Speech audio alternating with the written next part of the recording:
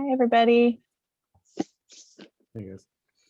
Welcome. We'll get started in just a couple of minutes.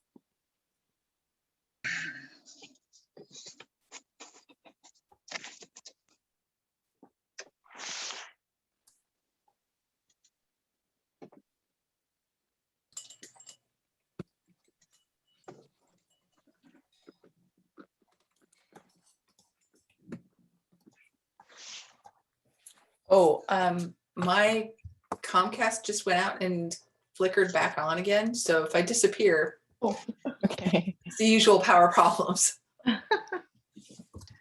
We'll understand. And sometimes I think if you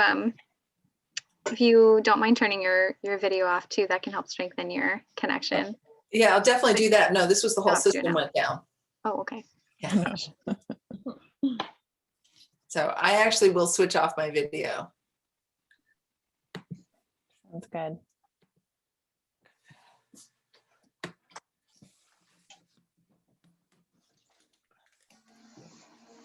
Let's give it one more minute.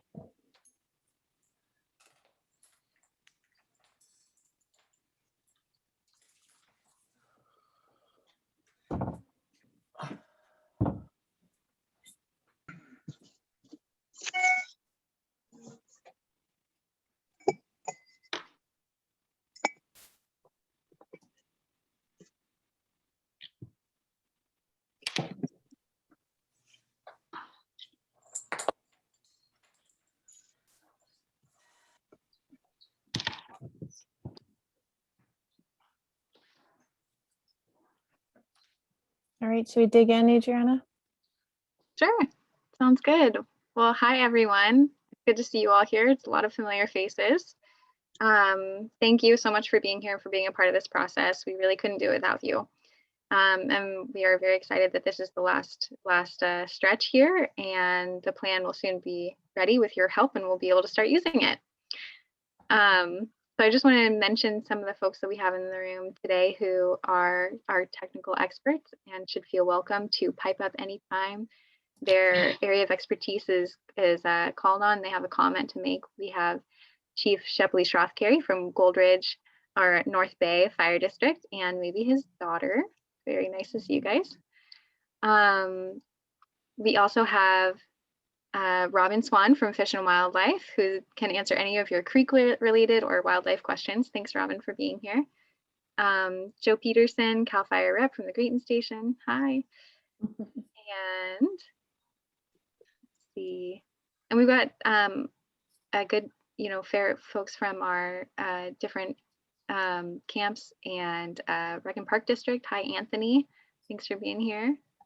Randy from Alliance.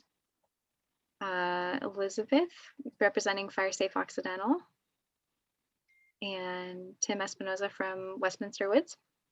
Nope, Alliance. Oh, Alliance. My bad. Thanks for being here. And if you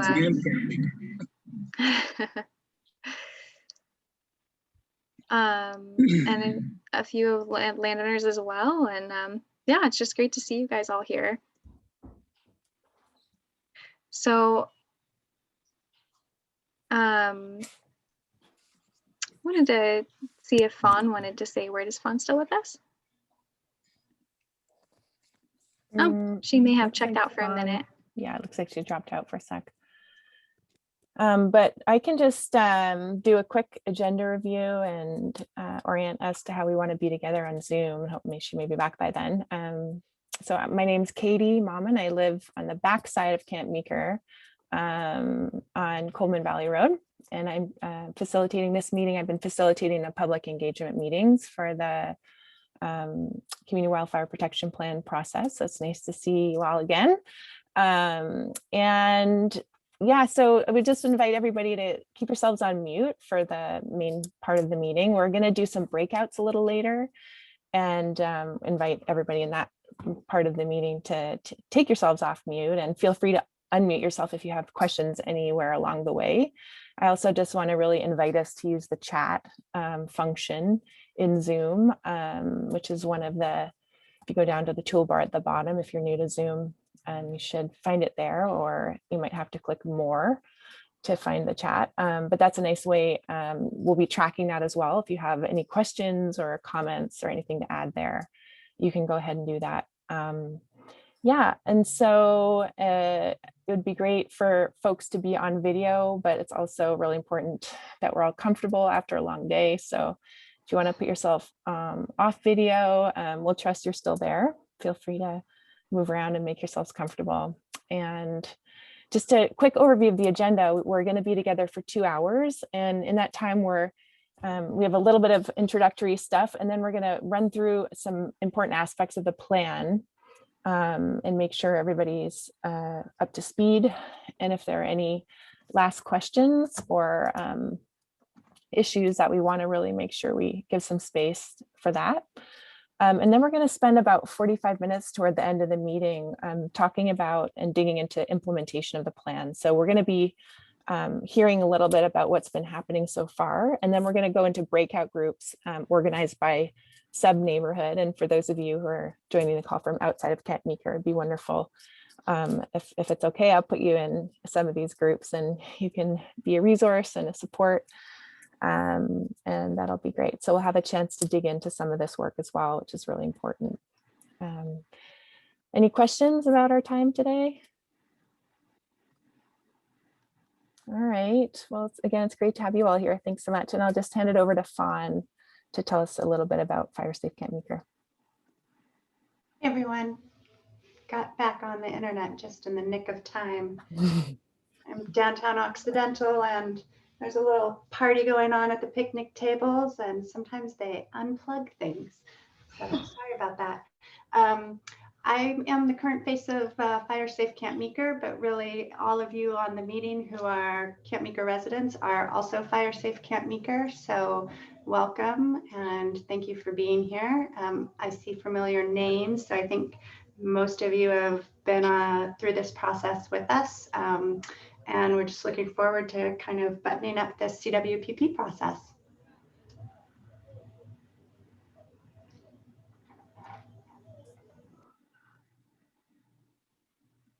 All right. Thanks, Fawn. Yeah. Great. Adriana, anything else you wanted to add before we dive in? No, Okay. sounds great to me. All right, great. Well, do you want to go ahead and share your screen there? So we just have a few slides to run through. And Adriana is going to be leading most of that, and I'm pitching in with a few things. So the first is just to review a little bit where we've been and why do we have the Fire Safe, the Community Wildfire Protection Plan. So again, this is the Camp Meeker plan that we're all here to talk about today is really kind of represents like the best thinking and collective wisdom and priorities of the community of Camp Meeker. So again, we've had these several meetings and had a chance for people to weigh in about what the risks are, what some projects are needed. We've had the really awesome support of not only the RCD, Goldridge RCD, led by Adriana and her team, but also all of these other resources that Adriana mentioned at the beginning of the call. So thank you all for being here again today and for your contributions this whole way. It really couldn't have happened without you. And so again, we now have this plan, which really, again, is a tool to not just define the risks and how we can become safer, but to really elevate that in the eyes of funders, grant makers, the county, in terms of getting support for some of these resources. So it really gives a lot more legitimacy and gravitas, if I could use that word, to the needs of the community and helps to organize that in a way. So it really is a plan that's meant to be living and to be used. We'll hear a little bit about how Fire Safe Camp Meeker is driving some of that forward. And those are some of the main reasons. Does anyone else want to add anything there about the importance of this plan? All right. Great. Well, so again, just to recap where we've been over the last year and a bit, we did create a planning team that involved representatives from the community, from Fire Safe Camp Meeker, and Adriana and myself, and really design this process to bring all of this information together. And we were just about to launch our first public gathering at Anderson Hall back in March, and canceled it the day before we were going to have it because of the COVID crisis. So unfortunately, we moved everything online, but it seems to have worked out okay. We did a series of 3 meetings in June of last year, June 2020, to introduce the plan. There were a couple of workshops on defensible space and hardening our house and vegetation management. And then we did, a session really focused on the risks and doing a risk assessment. And the third one, based on those risks, was getting some first, input and thinking about, well, what are the projects that are needed in Camp Meeker to make the community fire safe? So Adriana really led kind of pulling all of that together over the following months. And then in October, there was another series of meetings, one with our technical advisors. Again, many of you are here on the call today. And then we did a call specifically about projects in Camp Meeker proper. And another one focused on the wider, kind of more rural land, larger land parcels. And that was really helpful to help, prioritize and refine some of these and clarify who would be involved in some of them. So Adriana again took that away and pulled together this final draft of the plan, which we'll be talking about today. And also, alongside that, there's been some grant writing that's happened. Adriana, I want to just say something really quick about that. Sure. In December, we had the opportunity to grant write for some continued education and outreach after this CAL FIRE fire prevention grant ends this spring. And I'm happy to say we were funded on one that will fund outreach activities and the website and our newsletter subscription and a few other things just to keep us all connected. It was a small grant, but those small ones do help us keep this work going. And of course, once the plan is done, we'll be well, positioned to apply to bigger grants. That's great. Thanks so much. And then, so yeah, here we are today. We're having this last session to hear any, kind of catch any last omissions or changes. And we're also continuing to receive public input on the draft via the website. There's a link up there, and there's been communication to every household in Camp Meeker about this. So there's an opportunity again for some last input, and the deadline for that is the 12th of March. So in a little less than, that's a week and a bit. And then it will be finalized by the 1st of April and posted on the Fire Safe Camp Meeker site. So that's where we're at in the process, and hand it over to you, Adriana. Great. So when we do finalize the plan, we just want you all to know that this really will be the community's plan. I mean, as it has been shaped by the community, we want to emphasize that the community owns the plan. So today we want to get you all familiar with what's in there and take your feedback on what it's missing. The community will be responsible for regularly updating the project list using the Fire Safe Camp Meeker dashboard, which we'll show soon. And it will, just kind of update us on our progress on the projects, which projects we finished, and what new projects we wish to add on. This plan that is being finalized this spring will be sent to authorities for signing off on, making it an official plan. Every 5 years, the plan needs to go through that same process, getting updated and getting approved. It's not as big of a task as creating it, so we feel pretty confident that the community can do these updates every 5 years with some help. So that's looking ahead, and looking back at what we've done so far. We've actually done quite a lot through the months in terms of teeing us up for accomplishing some of these urgent projects on our project list. We started a conversation with the county about collaborating on an evacuation plan. We started planning an emergency alerts drill. It was actually scheduled for September, but then we had a concurrent actual emergency happening. So we delayed that one so we wouldn't confuse anyone with a drill, but we want to do that drill again this year before fire season starts. Fire Safe Camp Meeker built up its partnership with Safer West County, which is the nonprofit in the area serving West County. And it's the umbrella organization that also contains Fire Safe Occidental and soon to be Forestville and West Sebastopol. We've applied for grants, including a grant for tools and tool trailer. A number of homes have had their defensible space assessed by an educational assessor so that the landowners had a better idea of what they needed to do to achieve defensible space.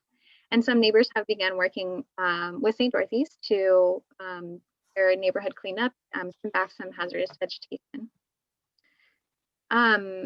Also, some of the Coleman Valley Road neighbors are designing a shaded fuel break project along Coleman Valley, which is the divide between Salmon Creek watershed and Dutchville Creek watershed. We're excited to support them. Alliance Redwoods has some updates, including one that I thought was particularly interesting. They are buying a chipper to help them process their vegetation, and it may be made available to neighbors as well. Yes, thank you very much, Alliance. That's a really awesome move. And I also understand that some evacuation routes are being looked at and assessed. So there's a lot in the works. And Randy, since you're on the call, I just wondered if you wanted to say one word about some of what Alliance is doing. It's pretty inspirational. Sure. Can you hear me? Yeah. Mhm. All right.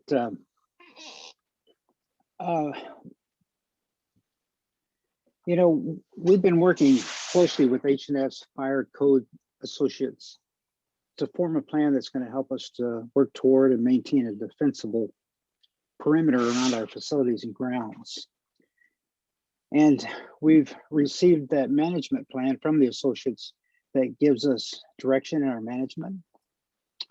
So what we're going to do, we're going to create a firewall on our property through specific forest management projects that'll help us to reduce the risk of fire and camp structures being on fire along the Bohemian Highway corridor, more specifically our section. But by mitigating fires on the ARCG property, it protects our surrounding community through the creation of a firewall. So what we're doing is creating a defensible space that's going to protect Camp Meeker. And we want to provide a back road escape route for Camp Meeker. So we're looking into that so that we can provide a place for everybody to go. If you can't get out on the Bohemian Highway where you're at, you may be able to get out through the conference grounds. And we've got everything laid out and ready to go. We're going to target 7 areas, which by the end of 3 years, and our strategy is for 3 years, it'll be something that we can maintain ongoing, well, as long as we have the camp. Oops. Great. Oh, right. Thank you so much. I didn't mean to advance the next slide, but that is just brilliant. That's great to hear. And I've been just hearing more and more from community members who are busy doing cool things like that. So there's a lot of inspirational things happening. Thanks. So part of what we've accomplished through the last year of work is getting a picture of what Camp Meeker's biggest risks are. And I just made a summary here that shows these 2 columns, which are risks that are hard to fix and which are those that are easier to fix, just to kind of give us a way to frame this in our minds. So yes, Camp Meeker has narrow roads and steep terrain. It's a dense community, and it's exposed to Diablo or Mayacamas winds, and it has few evacuation routes. Those are some of our hazards and risks that are just kind of reality, and they're kind of hard to change. Some of these risks that we have are easier to change, and they are our roadside vegetation, our dense forest, our inadequate home hardening we can improve, same with our defensible space, our community emergency readiness, and some of those ignition sources that we've identified. We can really do something about these fairly easily when we get organized and resourced. So considering that those are our risks, we've kind of come up with a vision. Yeah, so I'll just run us through this. I think there are nine or 10 points. So this is really kind of a guiding North Star for the work going forward. So that includes, having everyone, folks in the community be very literate and savvy about emergencies. So we understand our wildfire risks and resources. We're proactive about pitching in to reduce ignition sources and are coordinated so we can respond quickly. Also that we've established an alert and warning system and an evacuation plan that everybody is aware of and understands. And that, again, these sources of ignition are identified and people are coordinating to mitigate those. In addition to that, in this vision, we have evacuation routes that are maintained for fire engines year round. We have water supply that's adequate for fire suppression year round in that residential neighborhood and in the wider rural area. That we have our local fire departments in communication with the community. So we're working in a coordinated way around education, coordination, response, and that we have the resources, staff, and funding that are needed. And the last few points are that the homeowners are complying with the defensible space regulations and modifying our fuels around our homes, and that we're working together to maintain that for everybody. Also, as homeowners, that we modify structural elements on buildings to harden our homes against ember, cast, or flaming fire. So fair bit of work there as well. And lastly, we want to be seeing that our forests are managed for forest health and fire safety, and that the creeks are flowing, healthy, protected, and lush with vegetation. So I think that's a pretty beautiful picture, a nice vision. I just want to give a moment if there's anything else missing. Is there any other aspect of your vision for a fire safe Camp Meeker that we haven't covered here?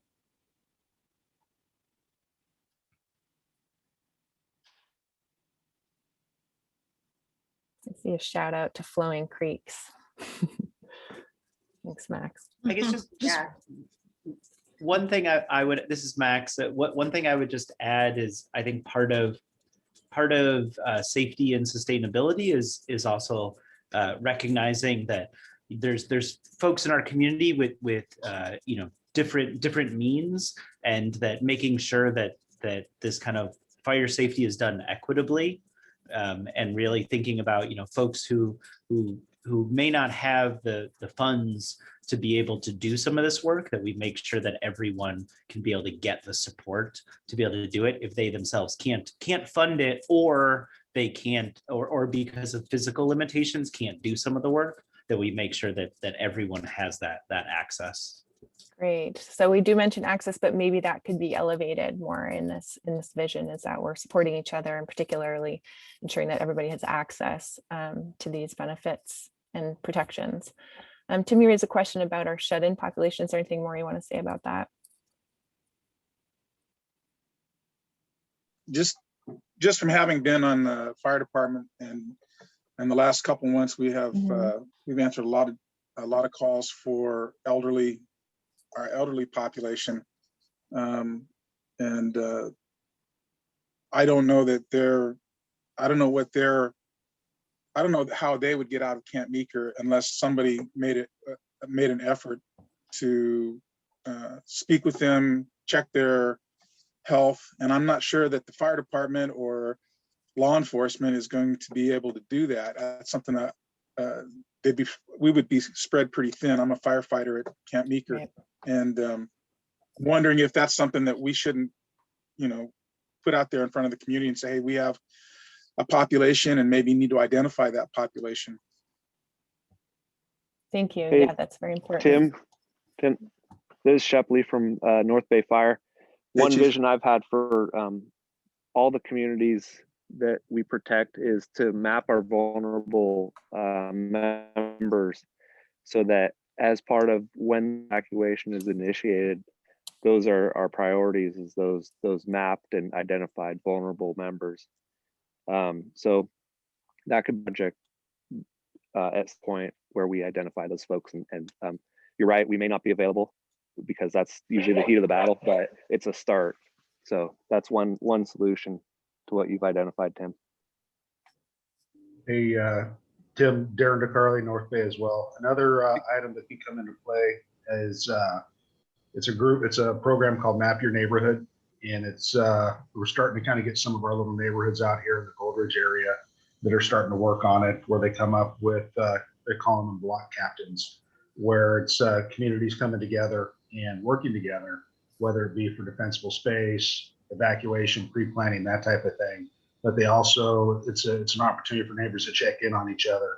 And when something like this does come down, you have, as they call them, the block captains or designees that can kind of start working that phone tree to make sure everybody's working on their way getting out. But just another potential option. Great. Thanks, Darren. I'm really glad you mentioned that. And we will, when we talk about implementation, I think one of the very top priorities, and when we do breakouts, we're going to talk about this, is organizing, micro neighborhood by micro neighborhood. And part of the intent there is to, map out where are the vulnerabilities, what are the special needs in those neighborhoods. So I noticed, Adriana, you're taking some notes. I know you're capturing this input. And let's all be sure to keep that front and center as we go into some organizing. Thank Hello, you. I have a concern. I know that one of the issues about getting a hold of people and checking to make sure that a lot of times they turn off our electricity and then our phones don't work. So it isn't helpful. We need something that recognizes that we may be in our homes and elderly, but have no way of phones. Make sure that we get some kind of real communication. Thank you for raising that, Lynn. I assume that's your name. It's on the label. Great. Yeah. So Adriana, did you want to speak to that in terms of the projects? Yeah, the PSPS shutoff events are a real communications problem. And one of our projects is to evaluate the redundancy of our alert and communication system during an emergency. And so I think we will need to think hard about how to get people connected during those power shutoff events. That's one of our top projects. So thanks for bringing that up, Lynn. All right. Anything else about the vision? I think maybe that's a good stopping point, but any last elements that we're maybe overlooking or not emphasized enough? Okay. One more thought. Has anyone looked at seeing if there can be battery backups for the telecommunication towers near us? At least then we could have some kind of communication possibly. Anyone on the call have more info about that? No, this is Amy Lemmer though. Isn't there something that they're working on with ham radio communication? Getting, I don't know if that's the same, but I think that probably what she's saying, the most important thing is our community groups, making sure that the communities have somebody who can get elderly people, can get in communication with elderly people that have a police scanner or ham, something more robust. It is a huge concern. I also think that there's a plan for the when the power shutoffs happen, for the local internet providers to have longer lasting batteries at the sites where the power is cut away, so that the internet and phone access lasts for longer than it has when the powers go out for a longer time. So there's some sort of something from the state level that's involved there. But all of those are really, high level things that are happening, and stuff that we can also address within neighborhood groups, so that we do know where the vulnerabilities are and, know what our backups are. So I think a multifaceted approach to addressing those is needed. This is This is Amy again. The only other thing that I can think of that didn't come up was the homeless issue. I know it's a, a really big issue in Sonoma County, but I know during fire season last year, there was just like a lot of fires that were started by homeless people. And I wondered if Yeah, anything about that in the plan or any. there is. Yeah, thank you, Amy. And that was kind of subtly noted in the vision as well when we talk about reducing our potential fire ignition sources. Since I know the campfires are a big issue in the wherever we have encampments.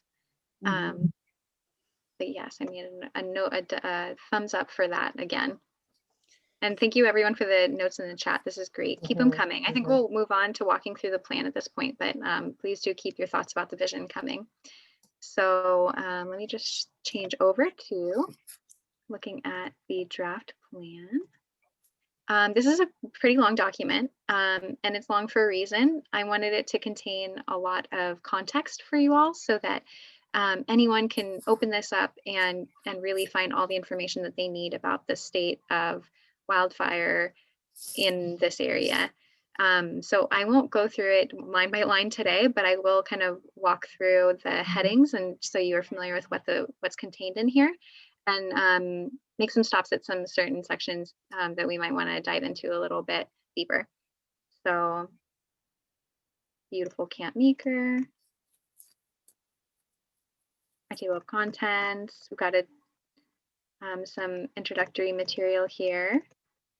Our signing page for authorities to sign off on it, saying it's all good. Here we open up with a description of the location, where we're at in Camp Meeker in the state. Here's our project area. It has been tweaked since last you saw it to include more parcels just directly east of the residential area. And also these parcels south down to Coleman Valley Road and additional parcels up here, including the Bohemian Grove. This is a map showing the greater Occidental CWPP planning area and notes that Camp Meeker is tucked right inside. And I just wanted to mention that there are no gaps between these two plans. They are actually overlapping, which is good. And then this black line shows the outline of Occidental's planning area. So Occidental and Camp Meeker have been working together and will continue to do so. The area's history, its topography, access roads that exist now, what the population is like, what the climate is like, discussion of our natural vegetation, wildlife species of concern. These are laws related to environmental protection and some resources for more information about those topics. Quick snapshot of our parcel data. The total acres is about 5,000 in the planning area, covering 800 parcels, 300 of which are improved. That means they have houses and people living on them. And those that are unimproved, let's see. Oh, here we go. Total unimproved or vacant parcels is 600. So we have more unimproved than we have improved, but the average size of a vacant parcel is 3 acres, whereas the average size of an improved parcel is 9 acres. So just something to think about. I know our vacant parcels is a big issue. We've tried to capture that here. This section talks about land use and ownership, including our camps and residences, agricultural areas, utilities, our water supply, and snapshot of the demographics, community organizations.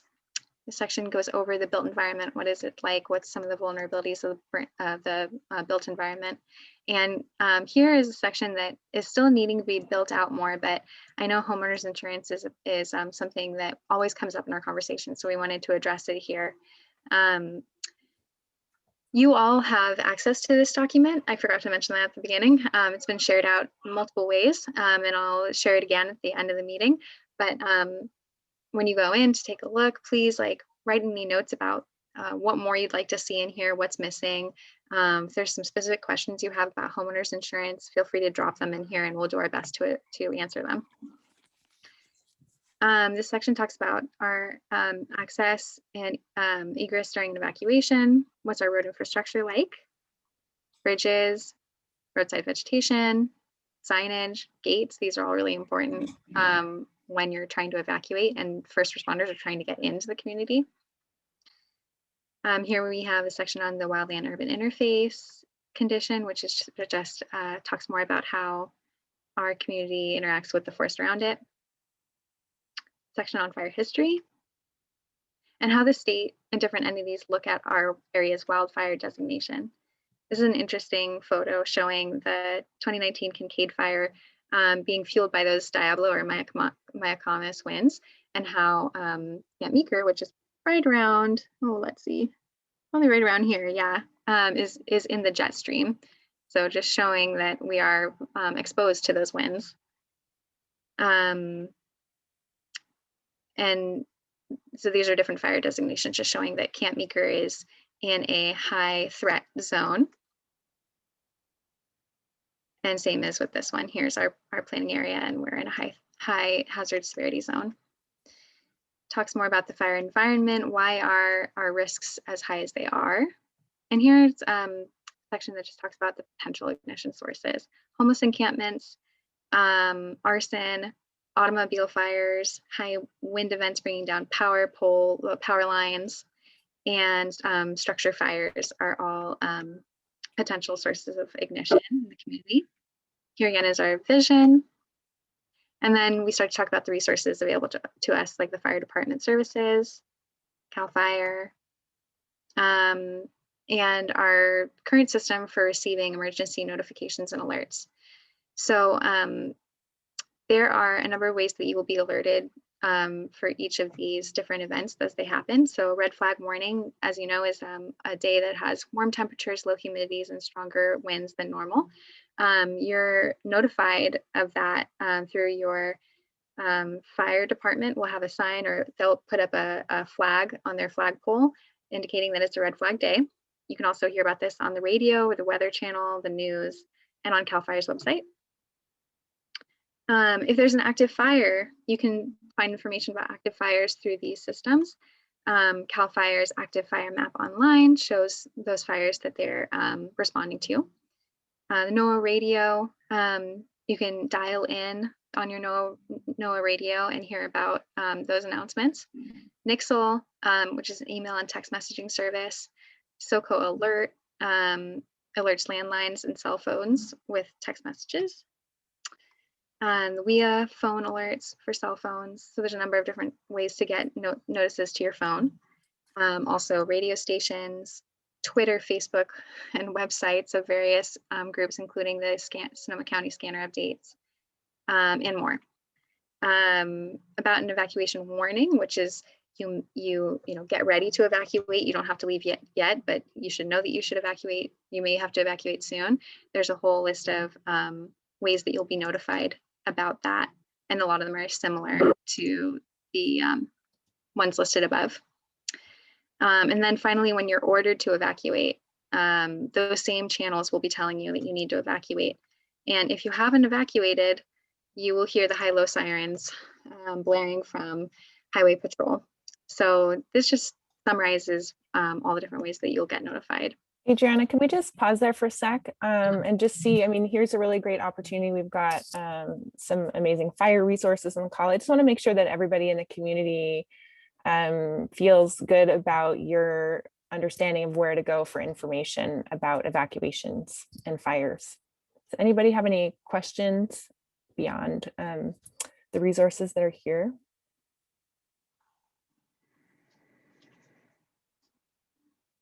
Okay, good. I know it's been the last couple of years, there's been a steep learning curve, or a steep learning for many of us, getting much more savvy about some of these tools. So that's great. I'm glad we're all on the same page there. I do have one question, I guess. I don't believe the pulse point is the evacuation warning or notification. I think that's used for other purposes. Can someone correct me if I'm wrong? a good question. I've only just started using it since the last fires. So I've had, Pulse point. I would, sorry. Oh, go ahead, Shep. Yeah, I was gonna say I'd agree with Joe. It's more of a situational awareness tool, but it's not gonna specifically advise you to evacuate. It will tell you what's going on, but it won't tell you what to do. Pay attention to the what to do ones first. Yep, okay, absolutely. great. And then I know the question wasn't asked, but I would say that one of the main challenges that we will encounter in the event of a major evacuation is being able to correctly advise people on which direction to go. And that's always a challenge in evacuations, but that specifically is a challenge that Camp Meeker will experience in the event of a mass evacuation. So that needs to be a component of the information given. But that's sometimes challenging depending on how you're receiving the evacuation notice. Listen to my dad. Absolutely. That's that's the next section, because I think yeah, we'll be told to evacuate, but I don't know that the county always gives sparkling clear advice on where to go. And so the community really needs to come up with that ahead of time, depending, I think, you know, part of the idea is depending on where the fire is coming from, we have different playbooks to play by. So Adriana, Mhm. I mean, I don't know whether you want to put that in here or not, but one of the things that Fire Safe Occidental is telling people is that an app that they should have is windy.com. So you can see the wind direction. If you know where the fire is and what the wind direction is, you may be able to figure out how to get out yourself. And then the other thing that I'm not sure is whether, but I'll wait for evacuations on the other question that I have. But the other thing on notification that I have is, do any of the fire chiefs know what the status is on getting a signal from Redcom to the fire station so that we can get a 3-minute blast that will tell us to get the heck out of Dodge? I know we were working on that last year, and I don't think that that's gone through yet. No, I know that's been a discussion. I know in Occidental and parts of Freestone, that's been a discussion. Not all fire stations have sirens on top of them. So that in some cases being of alerting devices at those cities, and then that everyone can hear, but also that everyone's in tune and understands what that blast means. So it has to be distinct from the other use. So a 3-minute blast would obviously be different than the normal routine call. But those are some of the challenges, I think. But so it's the existing places, I think they've used them manually. I know Grayton may have at one time, and I don't know if Occidental did during the Kincaid fire. No, it did not during Kincaid. Currently, Redcom does have the ability to activate the siren, and they could, in theory, continuously or multiple times. That would clue the public into a need to evacuate. But right now, there's not a concise understand what that siren might mean. So it's not in effect yet. Okay. If that, yeah, we were advocating for 3 minutes on, 1 minute off, 3 minute on, keep it going and make it really uncomfortable to stay. Great. Yeah, I feel like we're gonna and that's a very that could be a very low tech way of solving the problem. We just have to ensure that there need to be additional sirens placed throughout the community, because even though it might be very loud, there are, when you change elevation, doesn't necessarily reach certain parts. So there needs some of alerting devices, and that has been a discussion at the county level, but I haven't heard it recently. Okay, thank you. Thank you. Try and get some more information about that. All right, so about evacuation, we just wanted to make a list of the different roles that agencies play during an evacuation. So the Sheriff's Office manages the logistics of the evacuation event. The Department of Emergency Management manages the communications and public messaging around the evacuation. Highway Patrol enforces mandatory evacuation. And you, the community, is responsible for knowing how to be prepared for an emergency, knowing your routes that will have been established when we do the evacuation plan. and are encouraged to leave early. That's really the key to life safety in Camp Meeker is early evacuation. Great. And then we have this handy map developed by Fire Safe Occidental showing us the variety of ways out once you've gotten onto Bohemian Highway. Fire first response and suppression, water supply, and vegetation treatment. I wanted to, this one's has a lot of layers, so I kind of described all the different ways that vegetation management can happen in the community. So when you have time, go roll through that if you're curious. Adriana? Yeah. One thing that I don't know whether you want to mention in evacuation or not, that I'm not sure how deep, I didn't read the project plan, so I'm not sure how detailed it is in this respect, but one of the things that needs to be clear is the communication to visitors to the area, how to leave, where to go, what to do. Because we are a community that has lots and lots of visitors all the time. Mm-hmm. Right, I'll make a note about that, and I'll plug it in when we go through the projects pretty soon here. And a lot of our visitors are at the camps. That's primarily where a large number of them are, and the camps have their own evacuation plan that is in place and that they're refining again. So that will help them know when and how to go. PG&E is also something we always talk about during our meetings. So maintaining vegetation around power lines is something I wanted to give its own section. I found some information online from PG&E about how they do routine and enhanced management and drop that in here. It also talks about how they manage the debris that comes out of their line clearing. So I thought that was interesting. And they also have a note that says, anyone who would like to have a, hazardous situation attended to can call PG&E. So that is a good resource for us. All right, more about vegetation. And then here's the introduction to our wildfire risk assessment and the intro to our priority projects list. The last section I wanted to just go over, I believe it's the last one, is the role of the different partners in implementing the projects that we've listed. This I think is pretty important. So residents and landowners can make a big difference just by getting themselves coordinated together. And that's part of what we hope to do through these meetings. And we're working on that at the end of this meeting today. And a lot of the large landowners surrounding the residential community and along Bohemian Highway have already expressed a commitment to reducing fire risk on their properties and are interested in working together to do more. Fire Safe Camp Meeker is the community-led Fire Safe Council, and all volunteer and anyone is welcome to plug in and get participating.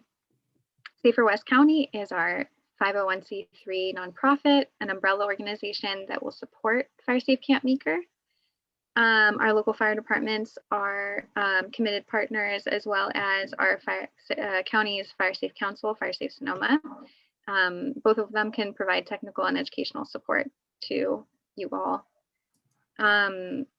It goes on to describe some of the other partners here, and we can grow this list if anyone wants to be added, but I just thought that it would be important to clarify what those different roles are. Oh, and then the very last one is funding sources. So this section will just kind of help clarify how we get funding for things. And it makes a point of saying that grant funding is not a panacea. It's actually pretty like a lot of work. And so the things that we can get done as a community without grant funding are awesome, really the best way to go. Of course, we will need grant funds at some point for big projects, but the more we can do without it, the better. So with that, I think I'll stop and just see if there's anything that's not included in this plan narrative that you all, came to mind that you'd like me to make a note of.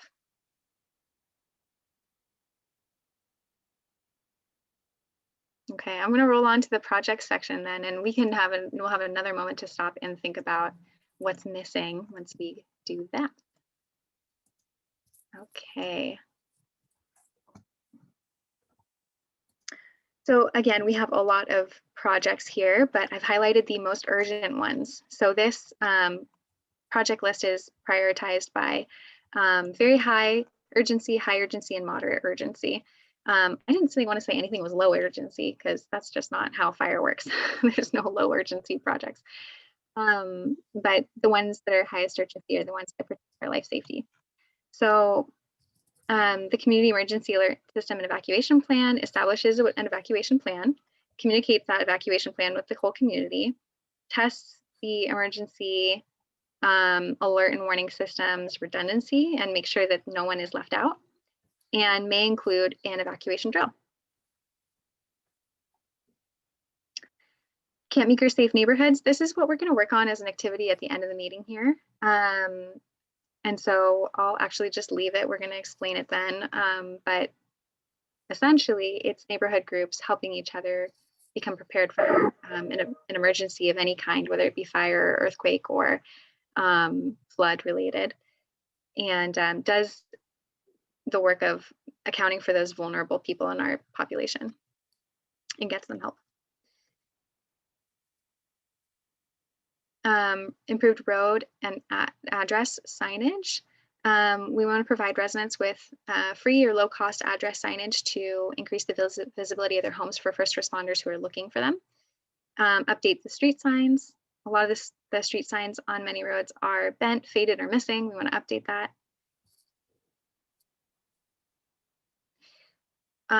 Continuing to support the camps along Bohemian Highway in coordinating so that they can respond in a coordinated fashion during an emergency and evacuate their visitors, students, and staff.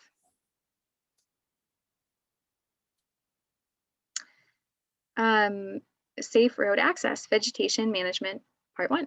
So part 1 is all about identifying the sites along roadways where vegetation in combination with parked cars or the narrow road width impair egress and ingress of a fire engine sized vehicle.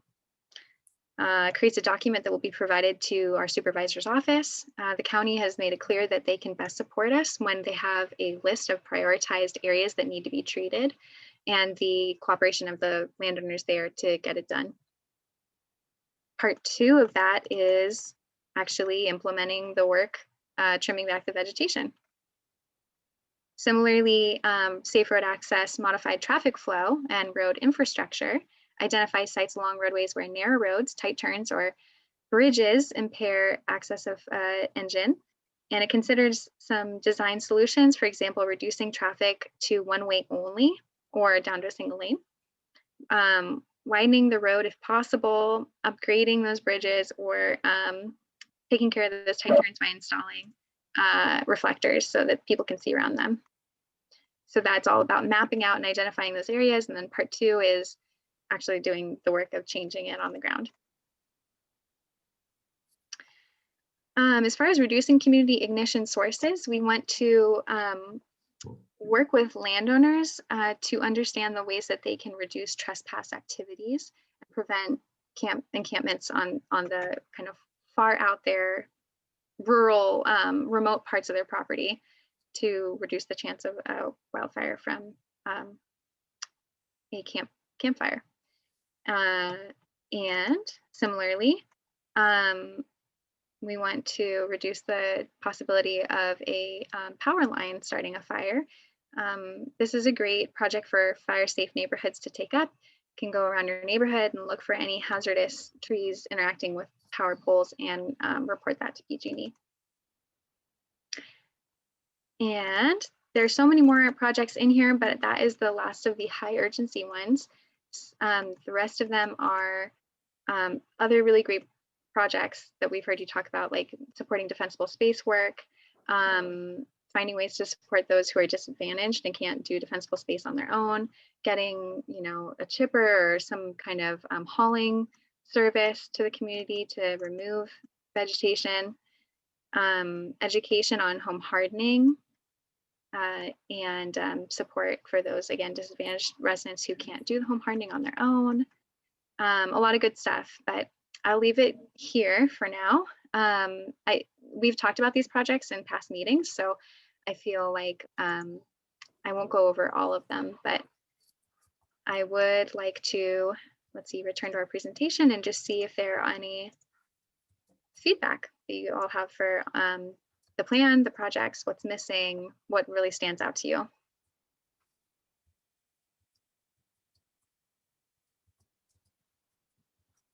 Great. And Adrian, I want to stop sharing for a minute just so we can see each other a little more clearly. And yeah, so anybody on this call, is there anything that missed or didn't land well for you, or any other thoughts at all on this plan?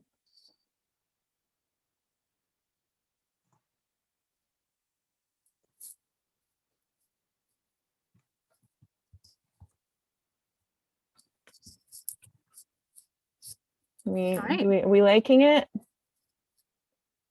How are you guys feeling about it? Yeah. It's not the first time we've looked at it, so it's good, but it still sounds right to you. Good work. Very good work.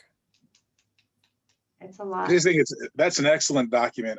Even the draft that you sent with the Zoom call or the original invitation, I think it's really well done.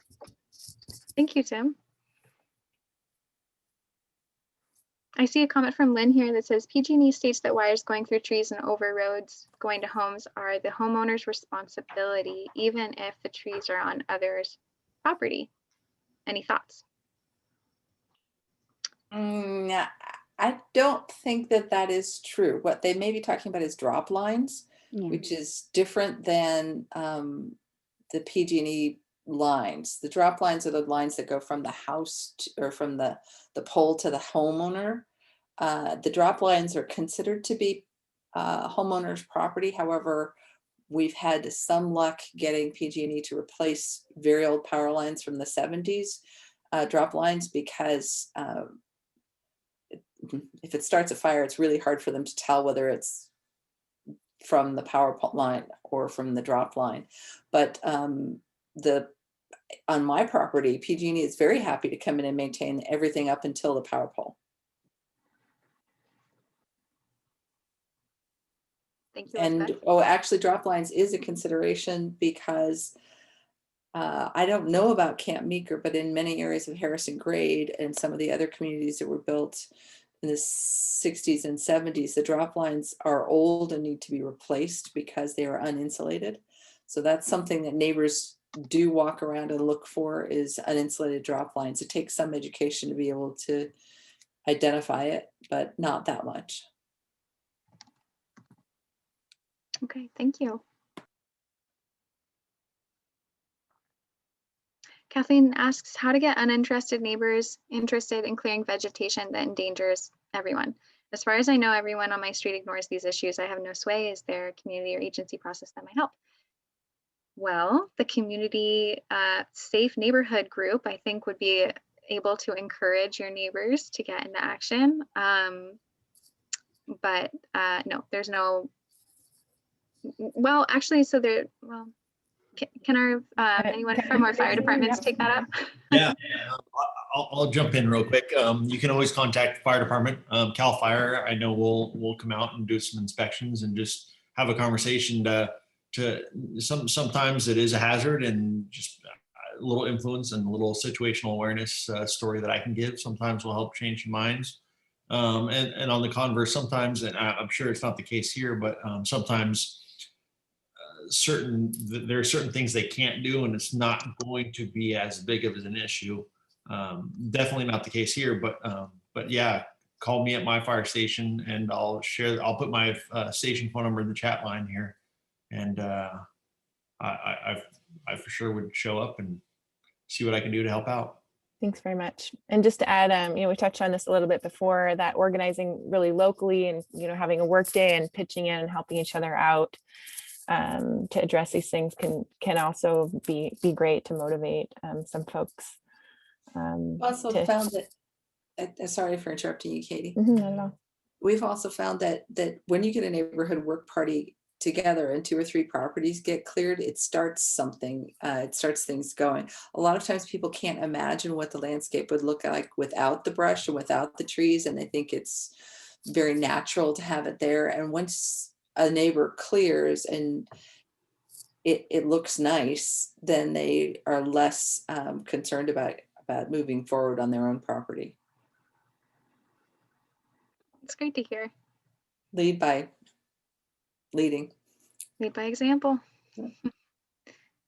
Great. Any other comments or questions about the plan? What's missing? Any questions you have? I'd just add, specific to the concern about, not being able to get your neighbors to comply. It's definitely increased the number of inspections that we've done in the county, but also the kind of the authority and the measures that the county can take to abate properties when they aren't meeting the defensible space requirements. It gets a little muddy because all of Camp Meeker is in the SRA, where Joe Peterson, CAL FIRE have the authority, but the county has definitely taken more measures and put more effort into enforcing some of these defensible space laws. So there is, for so long we were kind of helpless in telling people, hey, this is the recommendation. Well, it's not the recommendation, it's the law. And so we're making progress, but it's hard. But also North Bay Fire would be happy to help and collaborate with CAL FIRE on those occasions. Candy?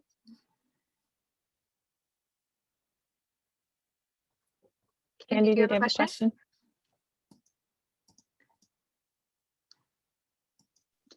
I was scratching my head. Oh, Candy. I can't hear everybody, so I don't know what happened. Oh. All of a Can you sudden- hear me? Well, anyway, I can't hear you, but hopefully you can hear me. Yes. Okay. As a realtor, I can tell you that there's a new form that's to homeowners that they have to fire harden their homes before they can sell it. They're going to have to fill this out. So just in my involvement in this organization, it's something that I would like to send in the mail just so that people are aware of that they would have to follow before they can sell their home. A lot of these homeowners in Camp Meeker do have tenants. Some of them are vacant. But if they got this in the mail and that they were aware that this is the protocol for what's happening with perhaps they would be a little more serious about what needs to happen, not just with the vegetation around their home, but with their home specifically as well. So something else that we can help people to become aware of. That's really cool. Good to hear. Yeah, and I would just dovetail on that to say that, I've been monitoring what's been going on at the Department of Insurance with regard to, fire rates, but also regulation from the department around home hardening and transparency over discounts or surcharges related to, the built environment and the hazards that are present. And there's going to be a lot more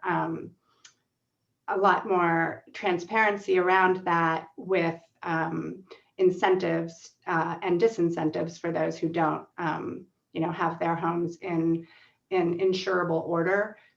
So I feel like that's also going to be a motivating factor, particularly for a lot of our absent, landowners who do have tenants, and the tenants don't necessarily have the authority or interest in doing the work. One thing I'm curious about along those lines, Fawn, if you or other folks know of sort of, who's doing that work, right? Like, are there companies that are doing specifically home hardening, or like where? Because there's lots of, like, it was great, Adriana, when you came out and talked with Manjula and I, and we looked at it, and then I'm just curious, like, if there's sort of, broader work that is happening by anybody to do that. One of the fire folks might want to speak to this, but on my project list, one of the hopes for is to actually have some folks within our community who have taken the home hardening classes, so that they can, it can be neighbors, educating neighbors around what they can do. I think, Adriana, you went through this training, is that right? So, there are resources out there that we could tap into as an organization to then make it available to our residents, and maybe that will feel a little less, problematic to have like inspections happening. If it's your neighbor coming over and saying like, hey, here's what you could do here, and here's what we should do here. I just feel like that will be a really good approach for our little community. Absolutely. And that is one of the part of the description of the home defensible space education project is taking a train the trainer approach so that we can get some pros out there to train up a team of residents here who can understand, who can get trained in the education, and then they can go and help their neighbors assess their own properties. But as far as contractors go who actually do defensible space work or home hardening work, there are some out there. And I think there are some lists that exist. I know Fire Safe Marin and maybe Fire Safe Sonoma have lists of contractors on their websites. And there's also a Camp Meeker resident named Jared who has been doing defensible space vegetation clearing and have his business card somewhere. So yeah, I know some people are specializing in that. And that would be a good thing to get up on our Fire Safe website. There's also, I'm going to put a plug in for a group that's called Circuit Riders that does training for disadvantaged youth to train them to do this work and to hopefully set up their own businesses doing this work, because it will be something that will be ongoing. We will need to do this. In terms of their work, they're primarily vegetation management as opposed to home hardening. And home hardening is something that the first 30 feet are really important to do. The house itself depends on the state of the structure, whether you need a contractor to do it or whether you need a handyman to do it, or a handy person. Great. I see a lot of great resources also in the chat, and also request, Adriana, would it be possible to send out some of that information in a follow-up? Some of the lists, contacts. And I'll put it as an appendix to the CWPP, and it'll be there. I may not have the list to you tomorrow, but it'll be there in the plan eventually. Thank you. All right, any other last burning thoughts before we move on? Oh, I have one about defensible space. I always like the burning thoughts pun, by the way. Burning desires. So our community has Dutchbill Creek running through it and some tributaries to Dutchbill, and managing defensible space on parcels that are on the creek is kind of a paradox of, we have fire safety issues, but we also have creek habitat issues. And in one of our past meetings, we identified that we want to do some kind of workshop for those landowners to help them understand what the rules and regulations are around creek protections. And I know Robin was going to be a part of that. So thank you so much, Robin. And feel free to, if you had anything you wanted to add to that, but I know that's kind of a quandary for a lot of people, not just in Camp Meeker, but throughout the whole county, to understand how to handle that. Yeah, thanks for bringing that up. I've been getting a lot of inquiries about that from various members of the public all over Sonoma County, and it's something that definitely needs to be brought up and hopefully provide more information out to the public about, you know, what fish and game codes and what environmental laws allow you to do, and what you probably should reach out to an agency to get more advice before you do. So I think some sort of workshop would be good. I can definitely be happy to help on that. Awesome, thanks. Yeah. Okay. Okay, are we ready to move on then? Sure. Should I share my screen again? Yeah, that would be great if you could pull up the map. I just want to ask folks to do that now. So we're going to shift now into implementation. And I'm really excited about this myself. And what we're going to be doing is a little bit of, we're going to hear a little from Fawn and Katie from Fire Safe Camp Meeker, and then we're going to go into breakout groups. Adriana, if you could just scroll down to the map for a sec. Since we want to do breakout groups according to neighborhoods, so you can get to know your neighbors and dig into some of this community organizing together. But I don't know where all of you live. I'm going to be organizing the breakout room. So I wanted to ask everybody in Camp Meeker, and those of you outside, if you have a preference for a group, go ahead and do this. Otherwise, I'll assign you to a group. But if you I want to ask you to rename yourself, leave your name in and just add at the end of it, like a dash and then the letter of the place that you live. So if you are north of Tower Road, that's yellow, this yellow community, that's, please put a Y. And just to say to rename yourself, if you find yourself, your picture in the gallery view or, you know, in the participants list, you can click on it and it gives a drop down menu and you can say rename or rename. There's just an instruction there that says rename. So ask you to rename yourself again by adding the letter, and that'll tell me which breakout room to put you in. So again, if you're north of Tower, please put a Y. If you're between Tower and Market, put a P. If you are between Market and Van Ness, that's the red neighborhood, so put an R. And then if you're south of Van Ness, there's a G. I'm not sure we have anybody here on the other side of Bohemian Highway, but that would be a B. And then if you are part of the outer region, so not right in one of these neighborhoods, go ahead and put a D.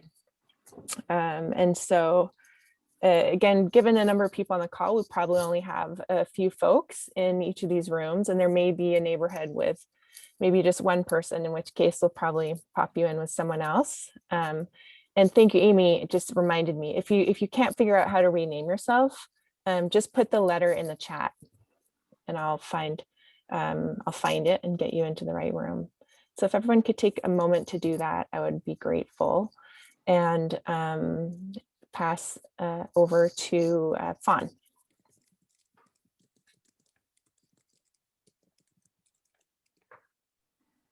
Fawn, you're on mute. There we go. Well, I just want to say that everything that we've done to this point, and this point being the near completion of the CWPP, is in my mind really just laying the groundwork for everything that needs to be done. And you know, we've got huge project list, might seem overwhelming that there's, you know, so many things that we want to accomplish, but there's really a lot that we already have accomplished and resources that we've identified.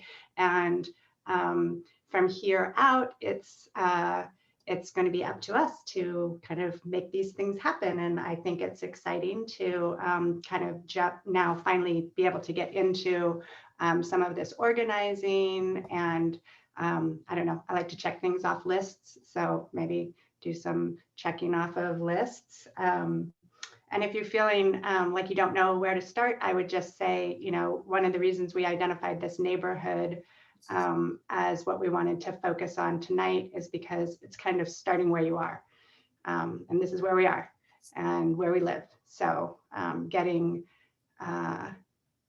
you know, getting our own homes, our own, you know, neighborhoods in order will, I think, just make this coming fire season much easier to get through with a better sense of safety. So thank you everyone for being here. And about the neighborhood groups, I wonder if Katie wants to say a word about the vision for the neighborhood groups. I'm sorry, Sure. Katie Sherman. Hi, yeah. I think this is a really great opportunity to get to know your neighbors and row out our lists organically from the people you know next door or the friends down the street. And then everybody kind of gather information necessary to have during an emergency. So you really have your neighbors back. And this speaks a lot to the shut-ins and older people that need more help. The idea behind it is building a list so everybody knows what the needs of the neighbors are. So I can read what we have here. What are safe neighborhood groups? A social network that prepares neighborhoods for emergency and is proactive about reducing fire risks in their immediate area.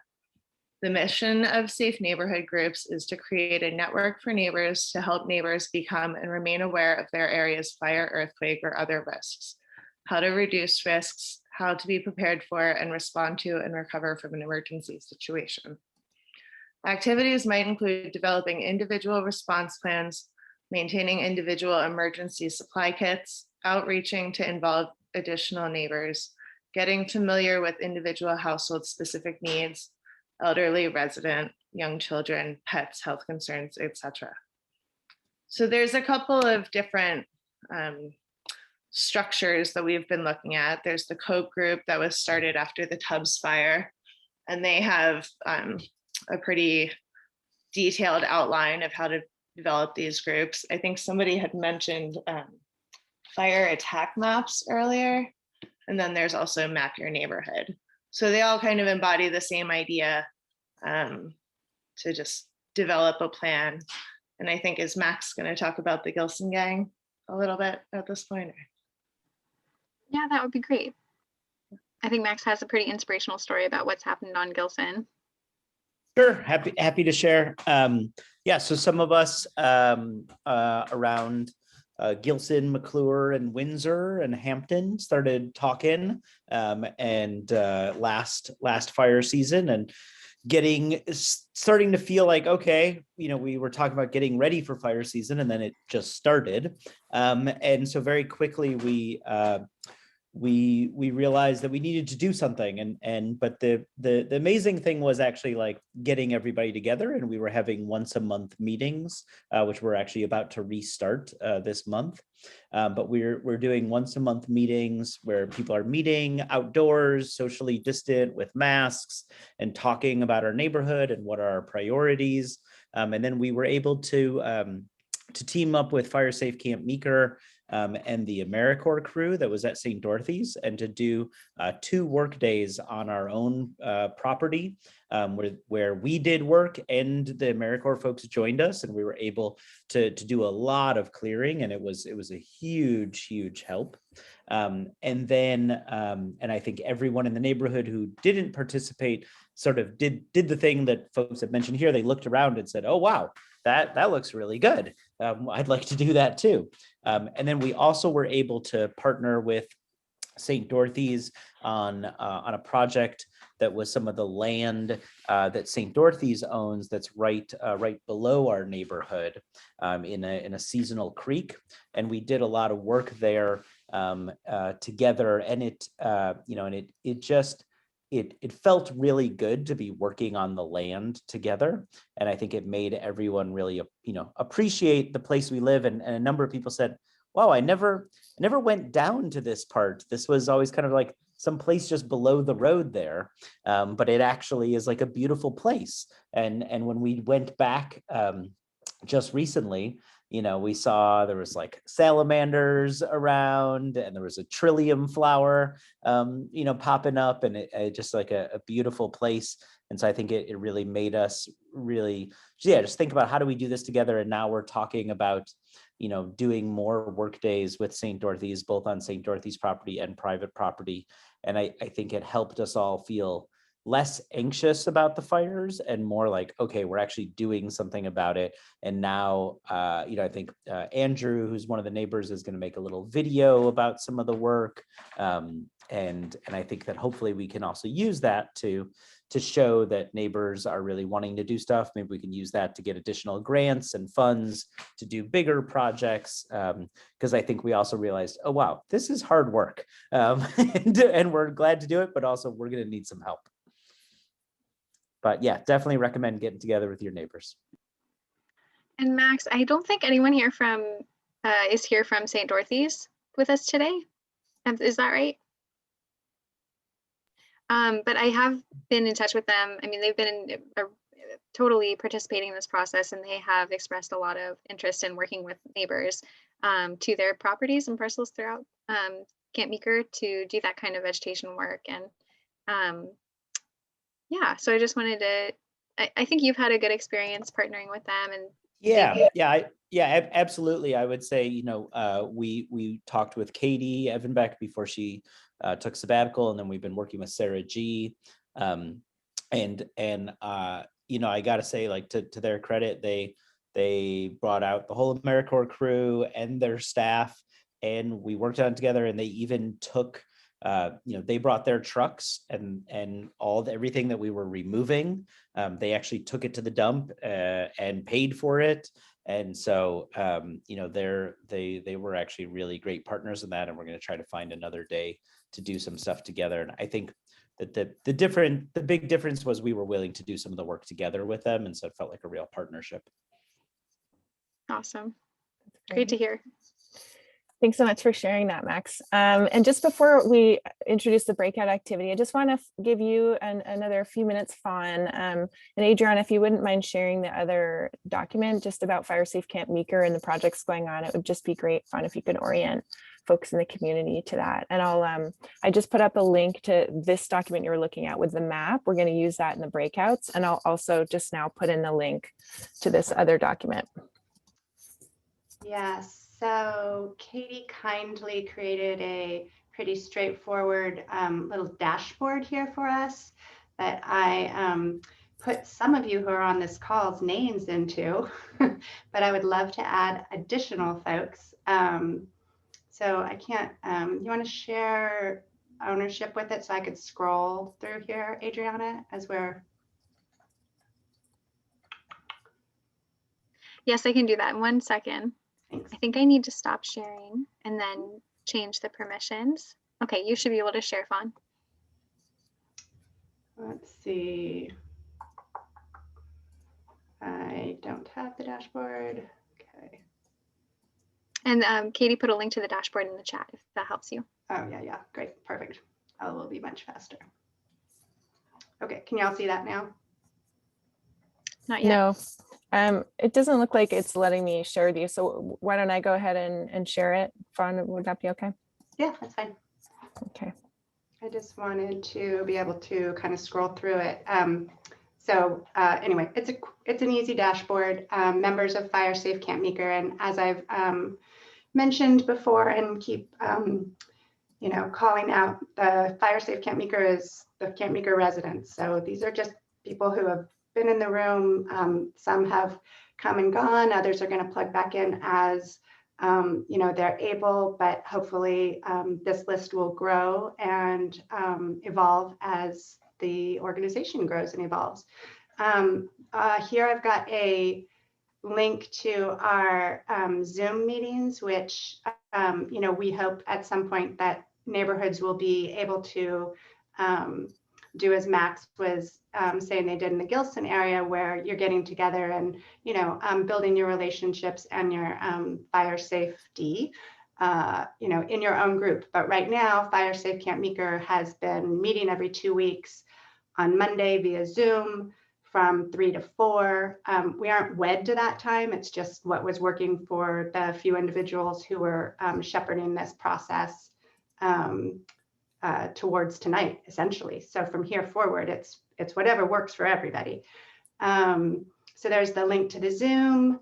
Then we've got this project list that is really taken from the CWPP project list, but kind of just in a more where we are at the moment, with both things we have accomplished and things we are in the process of. So right at the top, we've got finish the CWPP, and that's what we're doing tonight. And then it'll just go for the draft and signatures. The second item on this list is the COPE, or community organizing groups. And that's kind of number 2, because I think that's really where we're going to be. We're going to feel the most bang for our bucks and really be able to identify other projects and other people who are going to excel at moving other projects forward. So maybe there's somebody who's like really super into the communications piece and wants to, be in on the meetings with the county about the emergency alert, or maybe there's somebody who wants to go out and, identify the PG&E poles, or somebody who really wants to take up the green sign project. But, first we need to get our communities talking so we can identify those people and get everybody excited about it. So that's number 2 on the list. Number 3 on the list is was the Get Ready Go bags. which I actually have I have visuals. I have a bunch of these in my office, which I would love to clear the space from, along with the NOAA radios that I'm just waiting to give to neighborhood leaders who identify themselves and come forward and take one of these bags and one of these radios. And so we have some of those. We can certainly get more when we identify somebody who wants to move that forward. This next one is a really big deal. This is part of what Max was just talking about with the AmeriCorps crew. What they were able to take advantage of last season with the St. Dorothy's AmeriCorps crew was actually that when the AmeriCorps folks are here doing their work, they also do individual projects. And so it's not part of their regular volunteer hours. And that's where they plugged into the neighborhood group out in Gilson, in addition to the actual work that they were doing on St. Dorothy's property.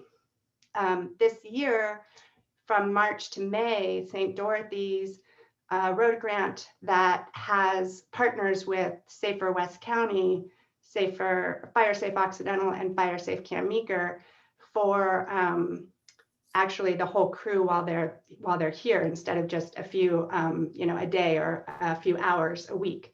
So this is an opportunity to have approximately 20 work days of 6 people crew doing work in the Safer West County area.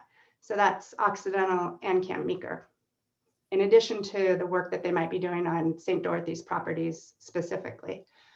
And I really want to highlight this because there's some sense of urgency to get organized in order to take advantage of this opportunity. So right now, Fire Safe Occidental is kind of taking the lead on these early March days because they have neighborhoods that are organized and already have projects identified and are ready to have neighborhood leaders work with those crews. If we in Camp Meeker get to that point, we can also take advantage of that and utilize some of these days to get, a lot of work done. So I'm really highlighting this in the hopes that people jump on board and go, yeah, I want a crew of 6 cleaning up my neighborhood. And we can, discuss that further as the neighborhoods get organized and how to prioritize that. But it's a real, an amazing opportunity that's coming up. So there's that one. This woodland fire trail break is something that Juliet, who's on the call, has been working on, similar to the Gilson gang. They've already done some work days, and that's more to be done and more resources needed to see it for further. I've put the Gilson gang in here as an ongoing project. Next, I have this outstanding grant for the trailer and tools, which I think we may have put in one of the slides earlier, but we do have a grant application that's been written that we're hopeful of receiving that would give us a trailer and tools. So in the needs column, I've listed someplace central to house the trailer and the tools and someone to coordinate their use as the needs arise. And a few question marks of who that might be. So maybe put your thinking caps on about that. And then we've got this Listos community engagement grant that we've received. And there's some notes in there on that. A couple other things on the wish list. Somebody to coordinate the chipping program with the county, which I will say, I know it has been problematic in the past, but Fire Safe Occidental has done a lot of legwork and has a lot of resources on how to make it more successful. And I think if we have coordinated neighborhood groups, we can really take advantage of that. And now from what I'm hearing, there's also an opportunity potentially with Alliance Redwoods, which would be amazing. And I have lots of other thoughts about ways that we could get chippers and people and trucks up there, but first we got to get people doing the work. We talked a little about this home hardening training already. inspections by the community members was what we were talking about with the training.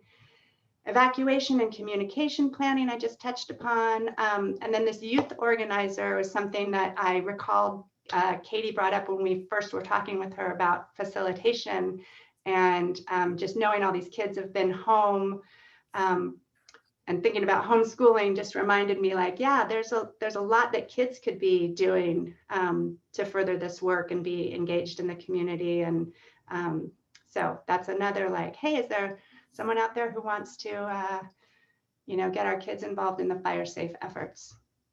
So Great, thank you, Fawn. And if anyone on this call was interested in getting involved in any of this, should they go ahead and put their information into this doc or what?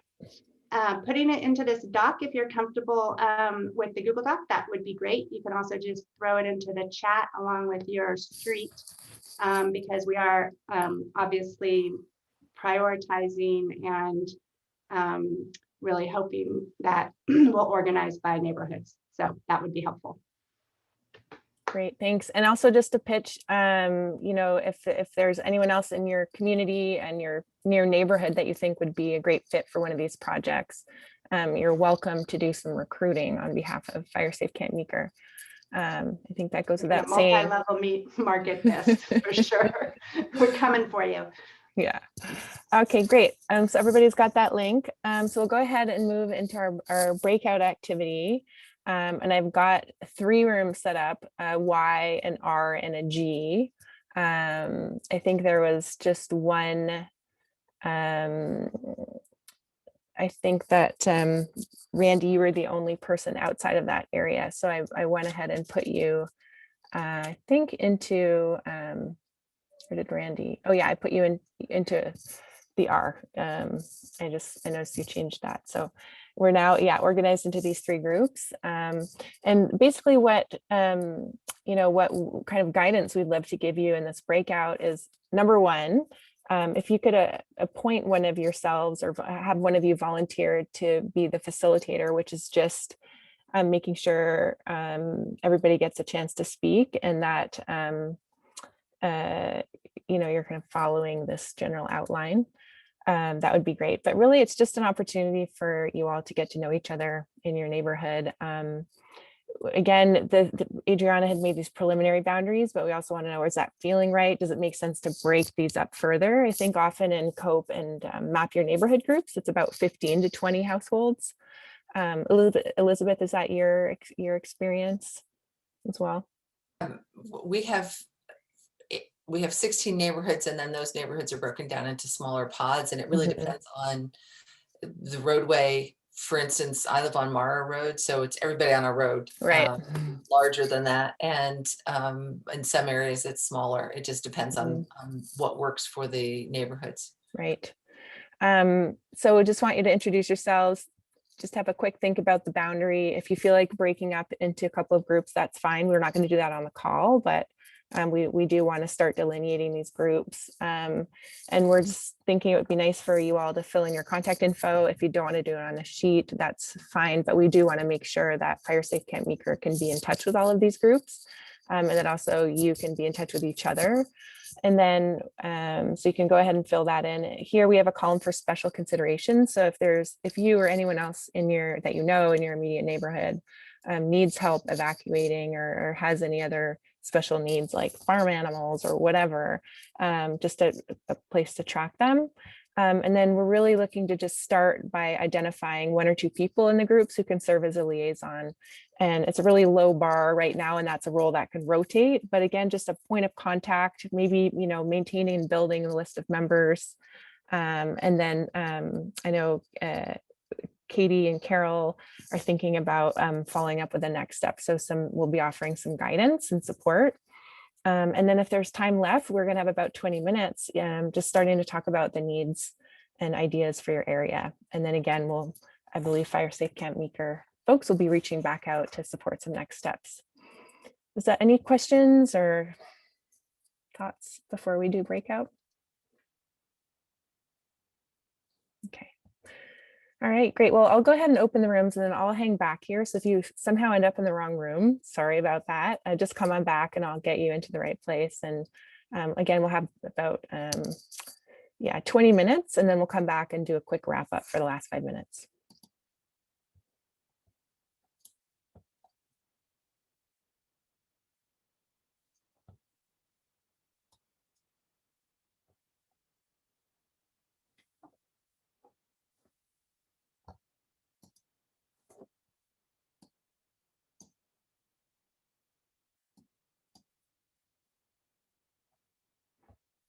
And Darren, I didn't get you into a room.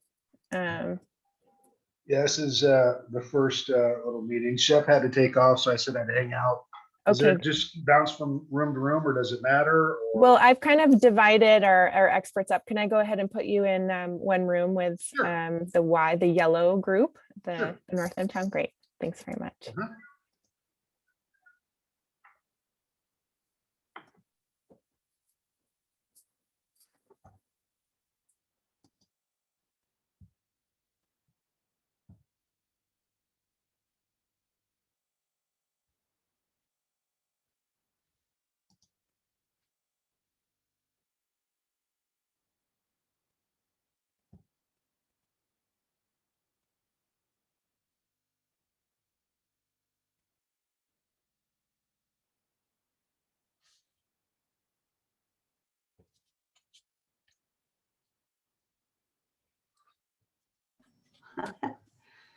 Everybody's in their little.